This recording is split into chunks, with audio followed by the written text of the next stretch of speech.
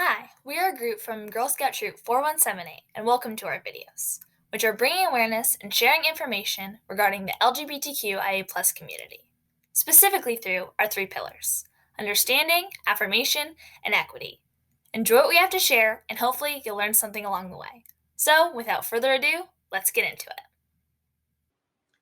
Trigger warning. Slight mentions of violence, other bad occurrences, and mature themes. If triggered by these subjects, and/or on the younger side, check out one of our other videos instead, or consult an adult before watching. Feel free to skip to the timestamp displayed above when the triggering content is over. Hi, I'm Grace, and I'm a representative from Troop 4178. This video will be about the effects of bullying. Overall, bullying is a scenario which harms everyone involved.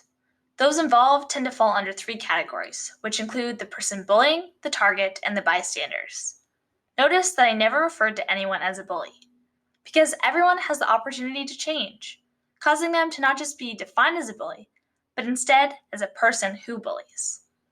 Now let's get into the specifics. So, kids who are bullied, the target, may face various obstacles due to their predicament. Some effects may include: they may face mental health issues such as depression and anxiety, health disorders, decline of academic performance, likely to miss, skip, or drop out of school, retaliate through violence. According to StopBullying.org, in 12 of 15 school shooting cases in the 1990s, the shooters had a history of being bullied. Now, moving on to those who bully others, the person bullying. Some effects that they may encounter include: they may abuse alcohol and other substances, partake in fights, vandalization, and drop out of school, become involved in criminal activity, and may even be abusive towards a romantic partner, spouses, or future children. Keep in mind that these are all extremes, and that a person bullying can always change their ways. Commonly, those that bully are insecure about themselves and need help as well.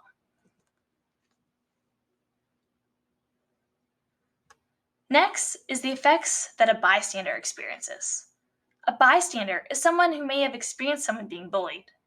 If you are ever a bystander and are watching someone get bullied, remember that it is always a good idea to get a trusted adult involved, such as a parent, guardian, or teacher, who may help to resolve the issue. So, anyways, bystanders may experience some negative effects as well, including: may experience an increase of use of tobacco, alcohol, and/or other drugs, experience mental health problems such as depression and anxiety, miss or skip school. Overall, for all parties involved, bullying may cause trauma, and trauma may cause bullying. Bullying is even considered an adverse childhood experience, others refer to as ACE. Trauma, for those of you that don't know, is a deeply distressing or disturbing experience, which sounds a lot like bullying. Just remember that bullying is never okay and can really hurt someone's feelings and affect everyone involved, even yourself negatively. Some of these effects lasting into the future, but also remember that it is never too late to turn yourself around. Now that we covered bullying overall, let's dive into what it looks like for those a part of the LGBTQIA community. In addition to the previously stated effects, LGBTQIA youth, as well as those perceived to be a part of the community, experience additional negative effects. Some of these additional effects include the delaying of someone coming out. Coming out is a very important moment in a person a part of the community's life. By them not feeling comfortable with themselves as a result of bullying, it may cause them to not be true to themselves and their inner feelings, and thus delay their coming out.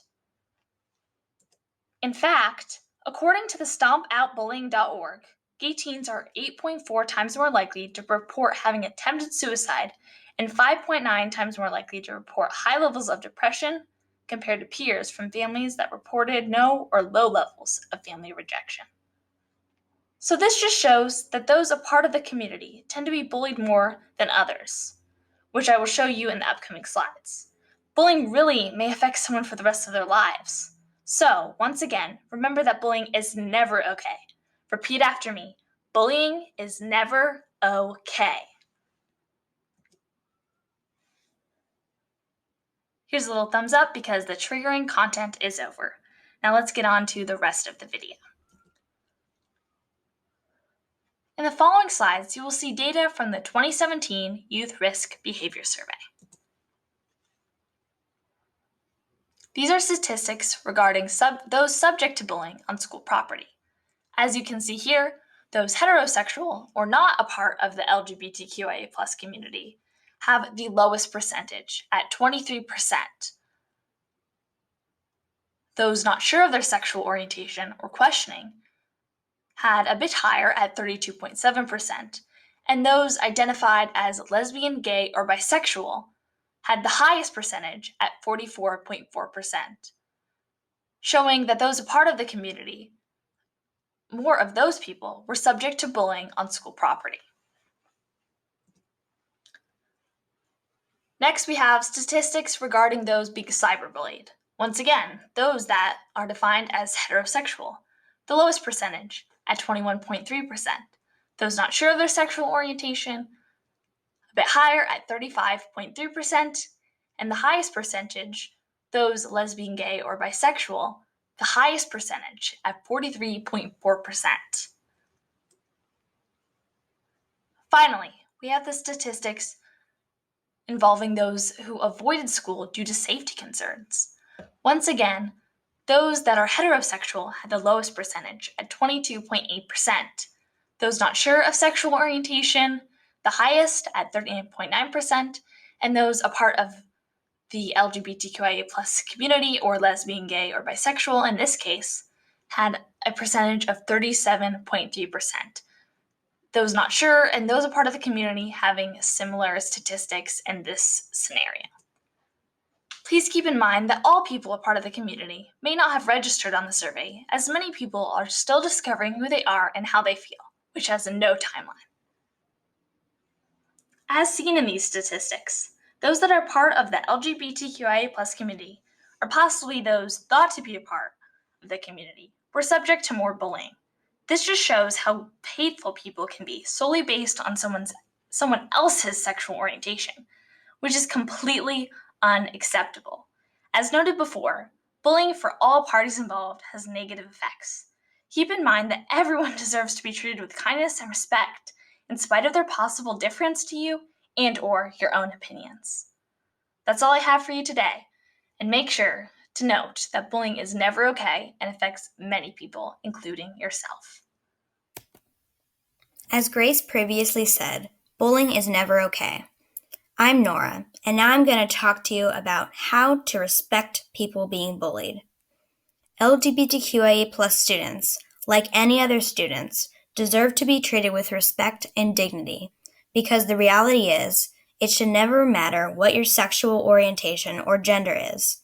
Everyone is different in their own way.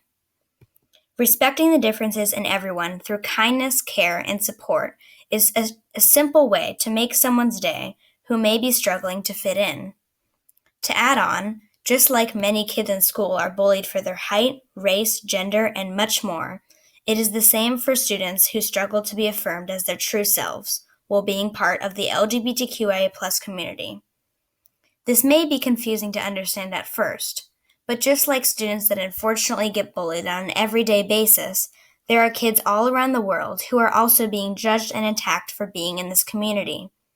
You can learn to respect everyone for who they are, and that just might make someone's day, knowing that they are accepted and affirmed. How would you feel if you were being treated with disrespect? This is how students feel as they get judged for simply being themselves.